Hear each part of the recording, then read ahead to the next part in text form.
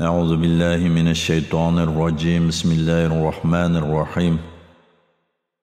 83. sure Mutaffifin. Mekke'de nazil bo'lgan 36 oyat. Nihayet şefqatlik, mehribon Allohning ismi bilan boshlayman.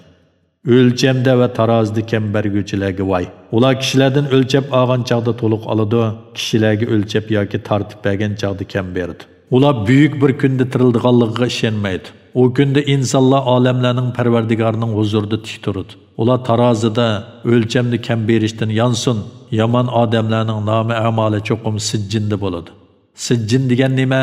Uni qandoq bilalaysan? O yomon odamlarning qilmishi xotirlangan bir daftardir. O kunda inkor qiluvchilarga voy, ular qiyomat kunini inkor qiladi. Onu faqat kufrda haddidan oshgan, intayin gunohkor odamlar inkor qiladi. Onunga bizning oyatlarimiz tilovat qilinsa, u bu qadam qilaning hikoyalaridir deydi. Hargiz undaq emas, balki ularning gunohlari tufaylidan dillari qariyib ketgan. Hargiz undaq emas, haqiqatan ular bu kunda Parvardigorni ko'rishdan ma'ni qilingan. Ondan ular haqiqatan dozoqqa daxil bo'luvchilardir. Ondan ularga mana bu sizlar inkor qilgan narsa yana azobdir deyiladi.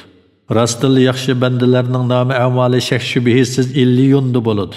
Illiyonning nima ekanligini sen qandoq bilalaysan? O yaxshilarning amallari xotirlangan daftardir. Onunga Allohning yaqin farishtalari guvoh bo'ladi. Yaxshilar ne'mat ichida, ya'ni jannatda bo'ladi. Ular taxtlar ustida turib, Allohning jannatda ularga bergan turli ne'matlarga qaraydi. Ularga qaraydigan bo'lsang, ne'matning ularning chiroylaridan chiqib turgan asrini to'naysan. Ularga og'zi pechatlangan saf sharab suniladi. Eng oxirgi yutumdimi, uningdan ibari hiddi kelib turadi. Qiziquvchilar shuningga qiziqsin. Uningga tasnimning suyi aralashtirilgan. Tasnim jannatdagi bir buloq bo'lib, uningdan Allohning yaqin bandalari ichadi.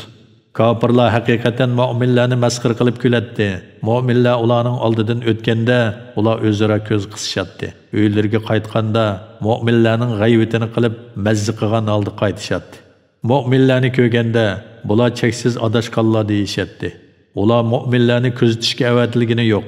Bugun ya'ni qiyomat kuni mu'minlar kofirlardan kuladi. Kofirlarning holiga esil taxtlar ustida o'ltirib nazar tashlaydi. Kofirlar mu'minlarni masxir qilgan qilmishlarining jazosini tatdimi?